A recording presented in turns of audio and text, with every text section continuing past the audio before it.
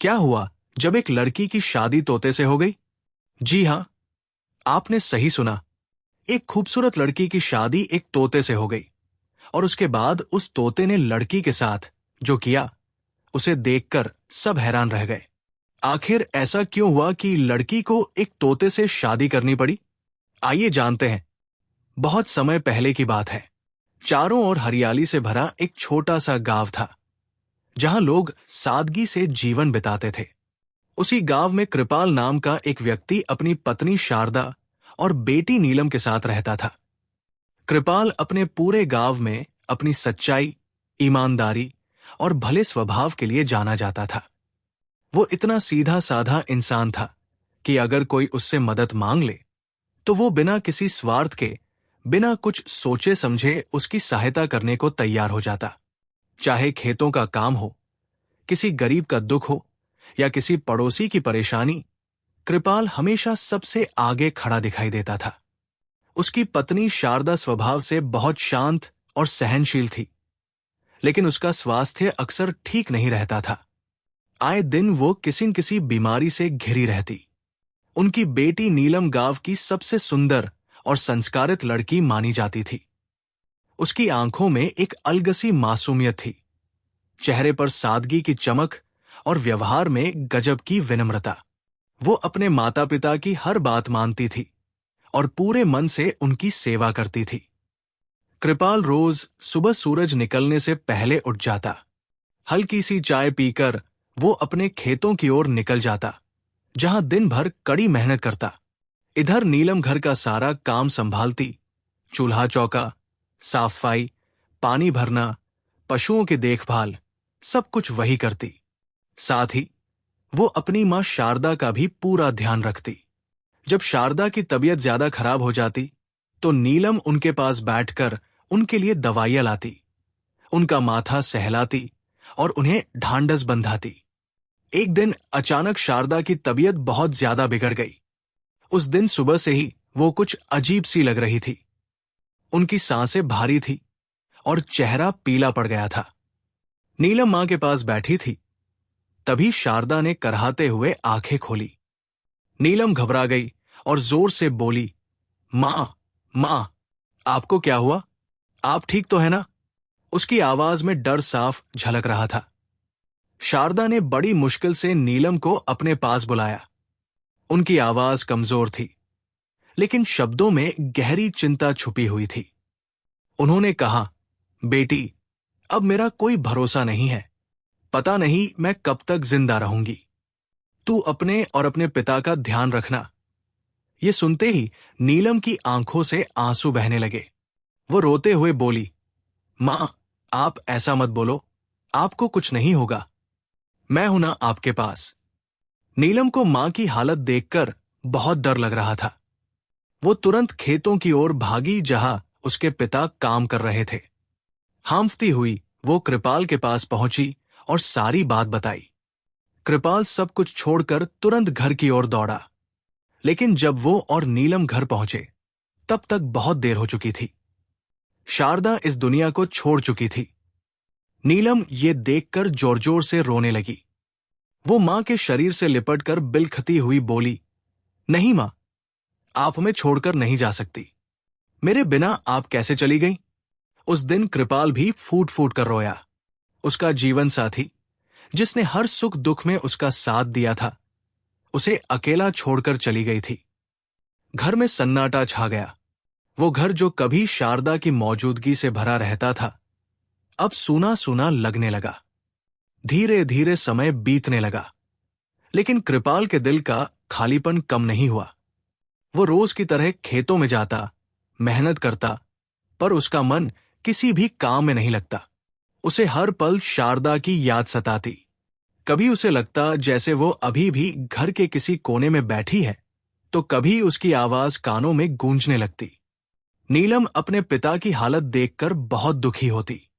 वो खुद भी मां को याद करके रोती, लेकिन पिता के सामने अपने आंसू छिपाने की कोशिश करती। एक शाम जब कृपाल थकाहारा घर लौटा, तो उसका चेहरा बहुत उदास था। नीलम ये देखकर अपने आंसू नहीं रोक पाई।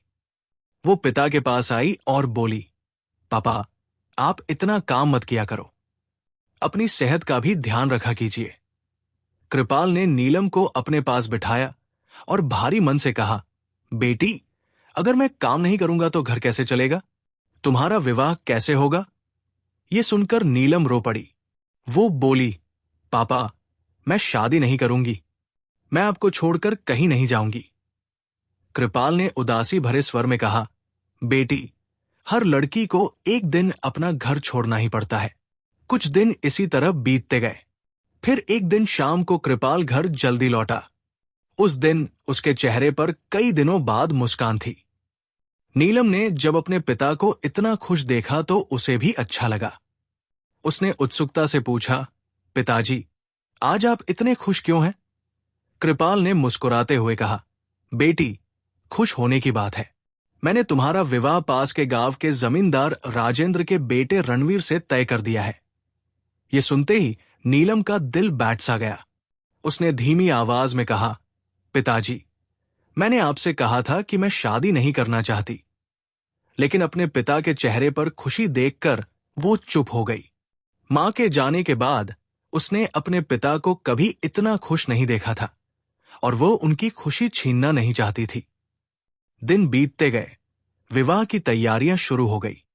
धीरे धीरे शादी का दिन भी आ गया। उस दिन नीलम दुल्हन की तरह सजीद जी अपने घर में बैठी थी। लाल जोड़े में वो बेहद सुंदर लग रही थी, लेकिन उसकी आंखों में आंसू थे। बारात आने वाली थी। तभी उसके पिता उसके पास आए और बोले, बेटी, अब तुम्हारी शादी होने वाली है। अपने नए परिवार में खुश रहना। अपने पति को कभी अकेला मत छोड़ना। चाहे जो हो जाए, हमेशा उसका साथ देना।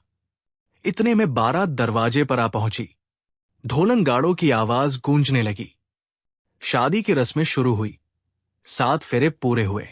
जैसे ही विवाह संपन्न हुआ और नीलम ने रणवीर के गले में वरमाला डाली, उसी पल कुछ ऐसा हुआ जिसे देखकर सभी के होश उड़ गए। रणवीर अचानक एक तोते के रूप में बदल गया। चारों तरफ अफरातफरी मच गई। बाराती और गांव वाले सब हैरान थे।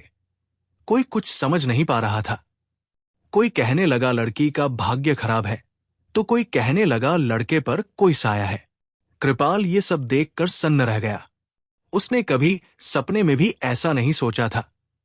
उसने भारी दिल से नीलम से कहा, बेटी, अब यही तुम्हारा पति है। अब तुम्हें इसी के साथ रहना होगा। नीलम ने अपने पिता की बात मान ली। भारी मन और डरे हुए दिल के साथ वो उस तोते के साथ अपने ससुराल चली गई। जैसे ही वो वहां पहुंची, लोगों की भीड़ जमा हो गई। गांव की औरतें उसे ताने देने लगी। देखो, ये कैसी लड़की है जिसका पति शादी होते ही तोता बन गया। नीलम चुपचाप सब सुनती रही, आंसू पीती रही और अपने भाग्य को स्वीकार करती गई। नीलम अब अपने ससुराल में थी, लेकिन ये ससुराल किसी भी नई दुल्हन के सपनों जैसा नहीं था। उसके साथ कोई इंसान नहीं, बल्कि एक तोता था जिसे सब उसका पति मानते थे। घर के आंगन में खड़े लोग उसे अजीब नजरों से देख रहे थे। कुछ की आंखों में दया थी, तो कुछ की नजरों में डर और तिरस्कार। सास ससुर का चेहरा भी उतरा हुआ था। वे समझ नहीं पा रहे थे कि इस अनहोनी को कैसे स्वीकार करें। घर की औरतें आपस में फुसफुसा रही थी। कोई कहता, ये लड़की जरूर अभिशप्त है, तो कोई बोलता, ऐसी बहू से घर पर कोई विपत्ति ना आ जाए। नीलम का दिल हर शब्द के साथ और टूटता जा रहा था, लेकिन उसने किसी को जवाब नहीं दिया। उसने अपने सिर पर पल्लू ठीक किया और चुपचाप घर के अंदर चली गई। उस रात नीलम को एक छोटे से कमरे में ठहरा दिया गया। कमरे में उसके पास उसका वही पति तोता चुपचाप बैठा था। नीलम ने पहली बार ध्यान से उसे देखा। हरे पंख, चमकती आंखें, लेकिन उन आंखों में एक अजीब सी उदासी थी, जैसे वे कुछ कहना चाहते हों पर कह ना पा रहे हों। नीलम का दिल भर आया। वो धीरे धीरे तोते के पास गई और फर्श पर बैठ गई। उसने धीमी आवाज में कहा, मुझे नहीं पता हमारे साथ ऐसा क्यों हुआ, लेकिन अब मैं तुम्हें कभी अकेला नहीं छोड़ूंगी। तोता उसे बस देखता रहा। उसकी आंखों से मानो नमी छलक आई हो। नीलम ने उसे दाना पानी दिया और मन ही मन भगवान से प्रार्थना करने लगी कि उसे इस अजीब रिश्ते को निभाने की शक्ति दे। अगले दिन से नीलम ने घर की जिम्मेदारियां संभाल ली। वो सुबह जल्दी उठती, झाड़ू पोछा करती, खाना बनाती और पूरे घर का काम करती। कोई उससे सीधे बात नहीं करता था। जब वो रसोई में जाती तो औरतें चुप हो जाती। कई बार उसे सुनाई देता कि उसकी पीठ पीछे बातें हो रही हैं। फिर भी उसने शिकायत नहीं की। उसे बचपन से ही सिखाया गया था कि हालात चाहे जैसे भी हो, अपना कर्तव्य निभाना सबसे जरूरी है। दिन भर काम करते हुए भी उसके मन में एक ही सवाल घूमता रहता, आखिर उसके पति के साथ ऐसा क्यों हुआ? उसने तो कभी किसी का बुरा नहीं किया, फिर ये सजा उसे क्यों मिली? रात को जब सब सो जाते तो वो अपने कमरे में जाकर तोते से बातें करती। वो उसे अपने दिन भर की बातें बताती, अपने डर, अपनी उम्मीदें, सब कुछ। तोता ध्यान से उसकी बातें सुनता, कभी कभी पंख फड़फड़ाता जैसे कुछ कहना चाहता हो। समय धीरे धीरे बीतता गया। लोग नीलम की मेहनत और उसके धैर्य को देखने लगे। जो पहले उसे ताने देते थे, अब चुप रहने लगे। घर के बुजुर्ग भी समझने लगे कि ये लड़की किसी तरह से दोषी नहीं है। फिर भी उसका जीवन आसान नहीं था। हर त्योहार, हर शुभ अवसर पर उसे अपने अधूरेपन का एहसास होता। 5 साल बीत गए। इन 5 वर्षों में नीलम ने कभी अपने भाग्य को कोसा नहीं। उसने अपने पति को पूरे मन से स्वीकार किया और उसी रूप में उसकी सेवा की। लेकिन उसके मन की जिज्ञासा अब भी शांत नहीं हुई थी। वो जानना चाहती थी कि श्राप की जड़ क्या है। एक दिन की बात है, दोपहर का समय था। नीलम आंगन में झाड़ू लगा रही थी। तभी दरवाजे पर किसी के आने की आवाज हुई। बाहर एक सिद्ध पुरुष, एक महात्मा खड़े थे। उनके चेहरे पर तेज था और आंखों में गहरी शांति थी। उन्होंने धीमी आवाज में कहा, बेटी, मुझे भूख लगी है, क्या तुम मुझे कुछ भोजन करा सकती हो? नीलम ने तुरंत झाड़ू एक तरफ रखी और आदर से हाथ जोड़कर बोली, महाराज, आप अंदर आइए। उसने उन्हें आसन दिया और सादे लेकिन प्रेम से भरे भोजन की थाली उनके सामने रख दी। महात्मा ने ध्यान से भोजन किया। भोजन के बाद उन्होंने नीलम की ओर देखा और पूछा, बेटी, तुम्हारे पति कहाँ हैं? कहीं दिखाई नहीं दे रहे। ये सुनते ही नीलम की आंखों से आंसू बहने लगे। उसने कुछ पल चुप रहकर खुद को संभाला और फिर तोते की ओर इशारा करते हुए बोली, महाराज, यही मेरे पति हैं। महात्मा ने जब तोते को देखा तो वे चकित रह गए। उन्होंने गहरी दृष्टि से उस तोते को देखा, मानो उसकी आत्मा को पढ़ रहे हों। महात्मा ने पूछा, बेटी, ये सब कैसे हुआ? नीलम ने अपने जीवन की पूरी कहानी शादी से लेकर आज तक एक एक बात उन्हें बता दी। वो बोलती रही और आंसू बहते रहे। तोते की आंखों से भी आंसू टपकने लगे। वो कुछ कहना चाहता था, लेकिन इंसानी भाषा में बोल नहीं पा रहा था। महात्मा कुछ देर ध्यान में बैठे रहे। उनके चेहरे पर गंभीरता छा गई। फिर उन्होंने कहा, बेटी, तुम्हारे पति पर किसी का भयंकर श्राप है, इसी कारण ये सब हुआ है। नीलम ने हाथ जोड़कर उनके चरणों में बैठते हुए कहा, महाराज, अब आप ही कोई उपाय बताइए। मैं अपने पति को इस हाल में और नहीं देख सकती। महात्मा ने शांत स्वर में कहा, इस श्राप का उपाय वही बता सकता है जिस पर यह लगा है। यह कहकर उन्होंने फिर से ध्यान किया। कुछ ही पलों में एक चमत्कार हुआ। तोता अचानक इंसानी आवाज में बोलने लगा। नीलम ये देखकर अवाक रह गई। उसके मन में आशा की एक किरण जगी। महात्मा ने कहा, अब तुम स्वयं बताओ, तुम्हारे साथ ऐसा क्यों हुआ?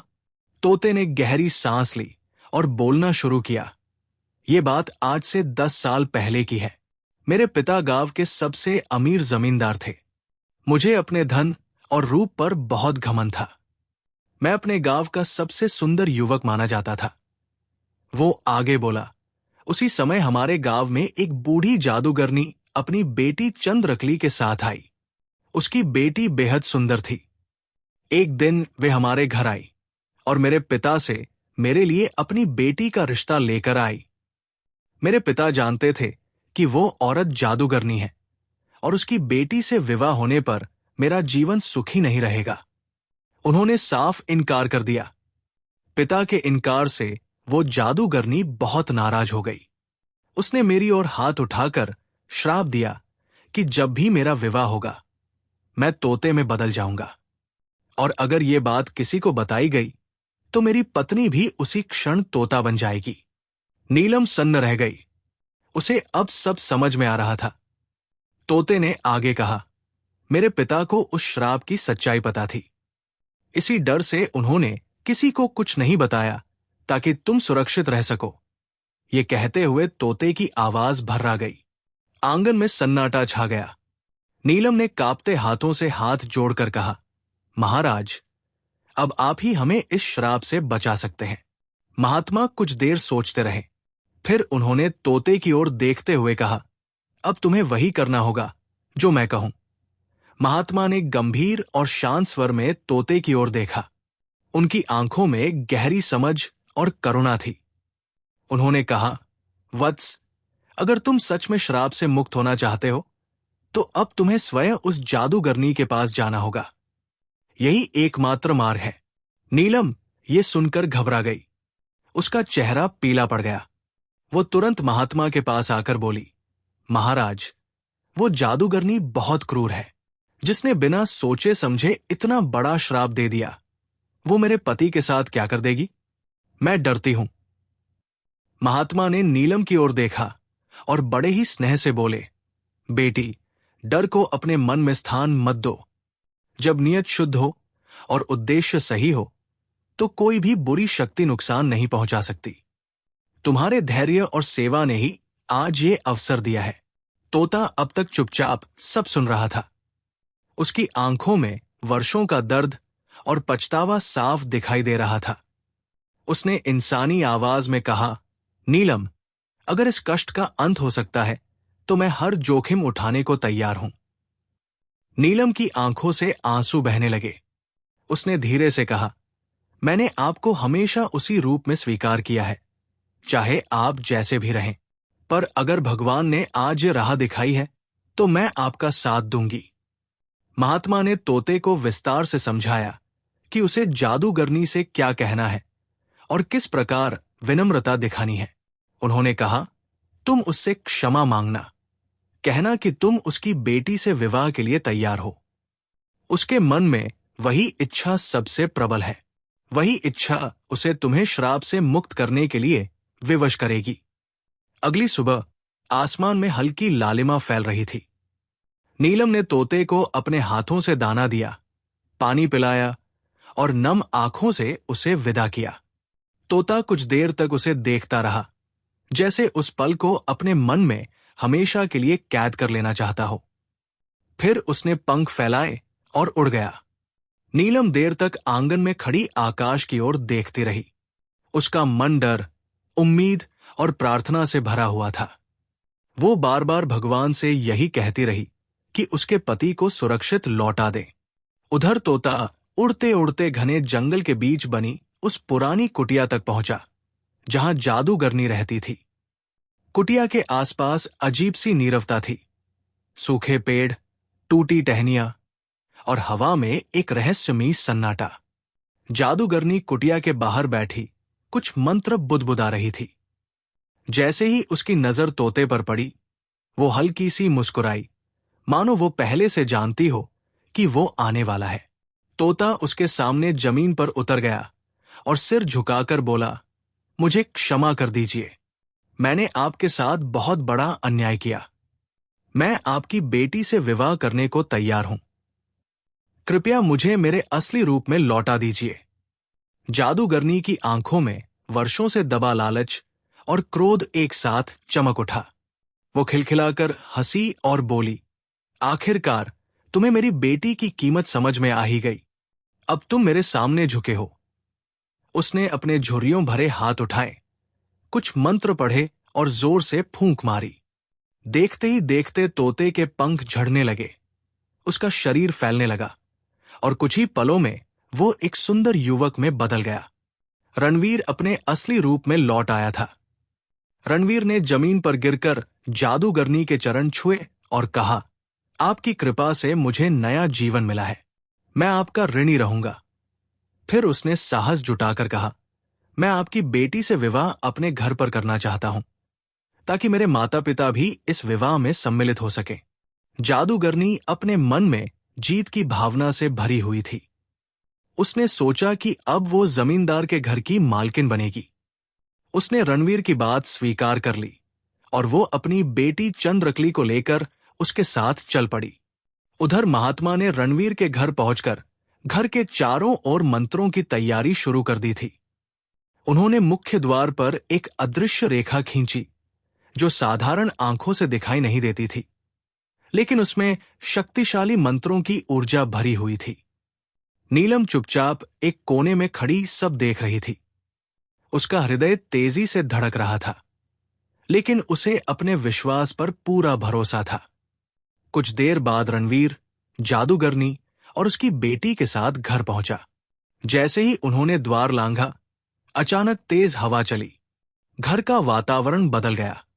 जादूगरनी कुछ समझ पाती, अगले ही क्षण वो और उसकी बेटी दोनों तोते में बदल गई। वे पंख फड़फड़ाते हुए आकाश की ओर उड़ गई और कुछ ही पलों में आंखों से ओझल हो गई। घर में कुछ क्षणों तक सन्नाटा छाया रहा। फिर नीलम की आंखों से खुशी के आंसू बह निकले। रणवीर ने उसे गले लगा लिया। वो भावुक स्वर में बोला, नीलम, अगर तुमने 5 साल तक मेरा साथ ना दिया होता, अगर तुमने मुझे इस रूप में स्वीकार ना किया होता, तो आज ये संभव नहीं था। नीलम बोली, पति का साथ देना ही पत्नी का धर्म होता है। मैंने वही किया। दोनों महात्मा के चरणों में गिर पड़े। रणवीर ने हाथ जोड़कर कहा, बाबा, आपने न केवल मुझे श्राप से मुक्त किया, बल्कि मेरे जीवन को सही दिशा दी। महात्मा ने दोनों को आशीर्वाद दिया और कहा, जहां प्रेम, त्याग और विश्वास होता है, वहां कोई भी श्राप टिक नहीं सकता। कुछ ही दिनों में पूरी सच्चाई गांव वालों के सामने आ गई। जिन्होंने नीलम को ताने दिए थे, वे शर्मिंदा हो गए। वही लोग अब उसकी प्रशंसा करने लगे। रणवीर और नीलम का विवाह दोबारा विधि विधान से हुआ। इस बार कोई भय नहीं था, कोई अभिशाप नहीं। पूरा गांव खुशियों में डूब गया। इसके बाद दोनों सुख और सम्मान के साथ जीवन बिताने लगे। ये कहानी वर्षों तक लोगों की जुबान पर रही। एक ऐसी लड़की की कहानी जिसने तोते को भी पति मानकर निभाया और अपने प्रेम से भाग्य को बदल दिया।